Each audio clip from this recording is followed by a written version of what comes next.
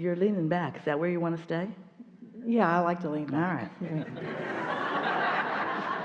I'm going to be relaxed. We're just wondering how comfortable it really is. That's great.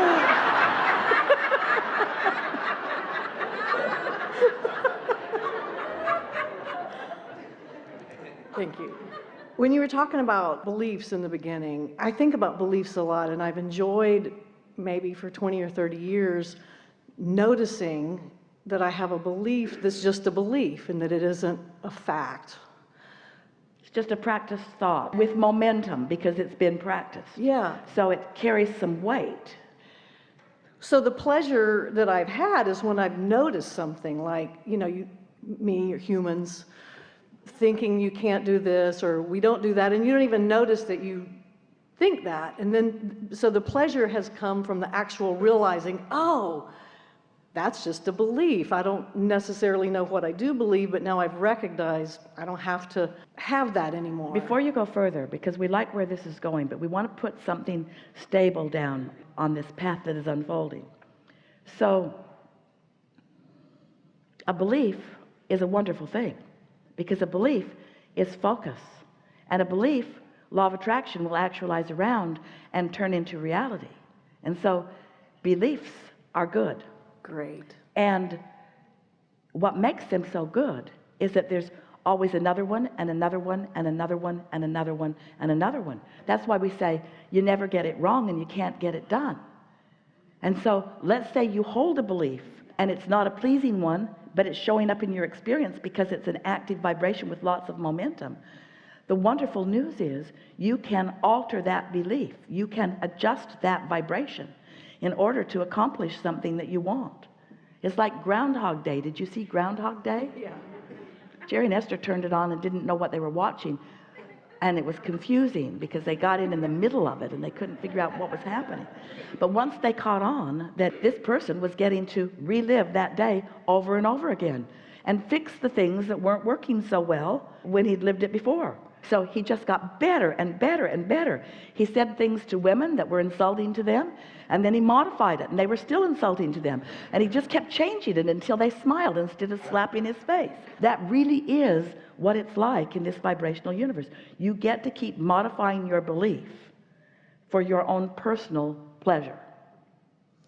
Well, so the reason that I raised my hand is that I have enjoyed noticing beliefs. And I've heard you make mention about beliefs are just thoughts you keep thinking, and this current conversation about momentum. And what I was just wondering is, are there, I don't mean to say beliefs that we should believe in, but are there beliefs we should believe in? I mean, is there... Well, here's the answer that you're looking for. Yeah. So you accept the longevity of your beingness, and you accept that you are an extension of source energy, and you are sifting through contrast, and you are, from your personal experience, asking for more. And that your inner being is there in that vibrational reality, becoming the more that you keep asking for. And when you reemerge into non-physical, you reemerge into all that you've become. So yes, there is a platform of beliefs, if you want to call it that your inner being knows, that are proven throughout everything. Beliefs such as love is the only vibration that comes from source. And everything that you live as you reemerge into non-physical shores up that belief. So your inner being knows that there is only love. And when you find hatred, you feel the discord. And so you can find the belief that your inner being believes, that source believes, through learning what your guidance system is telling you, by learning that when you're having a really strong negative thought about someone and you're pushing really hard and you're trying to dig up as much as you can to push against them, and it feels so awful to you while you're doing it, you got to know your inner being just isn't doing that. Now, your inner being may not be all sunshine and roses on the same topic. In other words, your inner being isn't trying to influence you to something different, but your inner being is not going where you're going relative to that. Your inner being steps back always into that more general place of love. So my inner being may not be having a positive thought about that particular thing, my inner being is just more backed out to where it doesn't look so positive or negative. Esther said to us on many occasions, especially in the early days and yesterday, apparently you need more information about this person. How can you possibly stand in your joyful, loving place knowing what I know about this? So the answer is, we are not staying in our joyful, loving place, focused as she is focused. We're not focused as she is focused. We've backed out. It's easier to love humanity than it is that rascal. Yeah. We have the ability to find things that we love about everyone. And it's not us challenging what your thoughts are. It's that we always just stand in that place of giving everyone the benefit of the doubt. And when you do that, you're in a much more aligned place. Much more aligned, therefore powerful, therefore clarity, therefore strength, therefore. So what your inner being is actually saying is, if that experience that we've been describing together were verbalized, if we were standing in your physical shoes, we would not see that as a big enough reason to pinch ourselves off from all of this.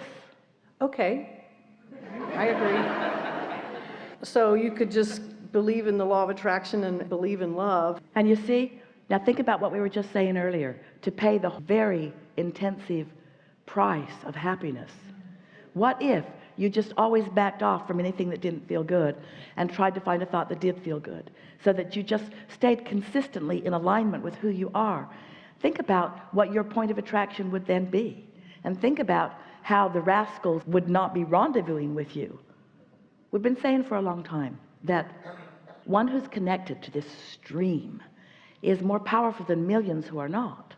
But most people, when faced with a situation, don't get in alignment there. They join the lower vibration to see who can win under those conditions.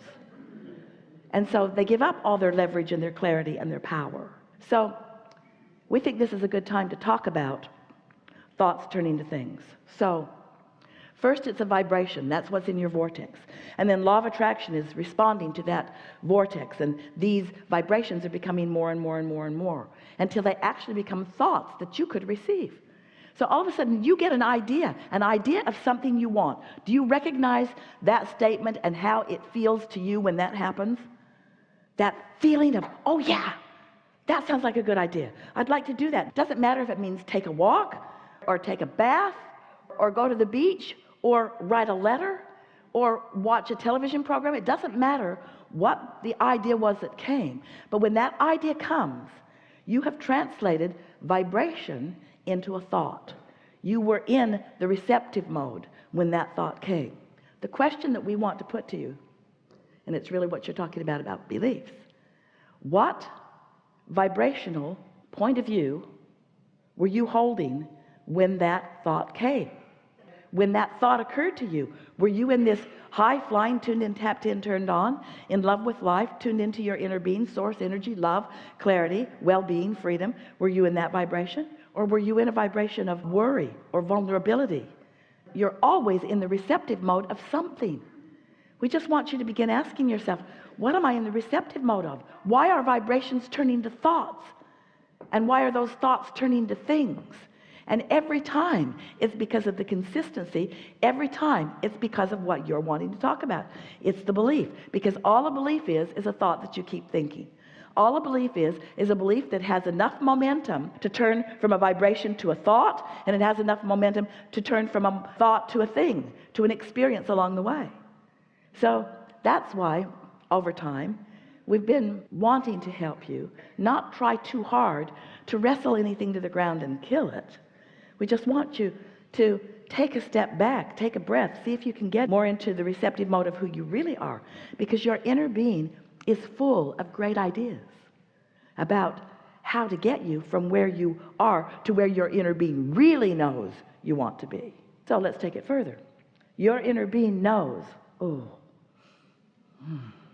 all that you've been living and all that you've been throwing into this vortex. You got the idea of the vortex? The vibrational place where your rockets of desires go.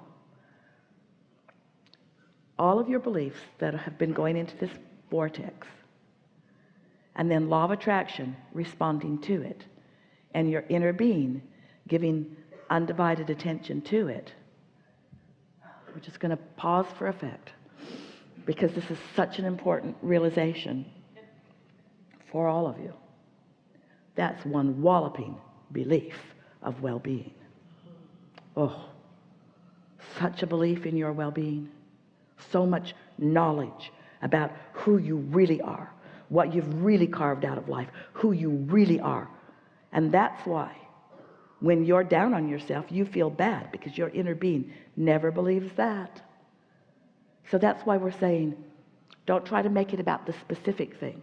Just know that your inner being believes in you and knows in your well-being and knows your deservability and knows your intelligence and knows your potential for alignment and knows your potential for clarity, knows your potential for inspiration, knows your potential, you see, and will never agree with you when you're focused in some way that you've pinched yourself off from this formerly called vortex, currently called fantastically created belief system that has been carved out of everything that you've lived before this moment. Your inner being's knowing of who you really are. Most important conversation to date. Yeah. I believe I am done. Yeah.